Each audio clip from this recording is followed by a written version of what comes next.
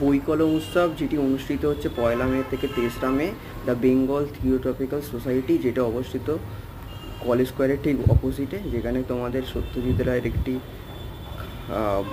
বই সম্পর্কে দেওয়া হবে। তাছাড়া যারা বইপ্রেমী বা লেখাপ্রেমী, লিখতে ভালোবাসো তারা বা বই পড়তে ভালোবাসো, তারাই এইখানে যাও। অনেক রকম পাবলিশারের বই পাবে।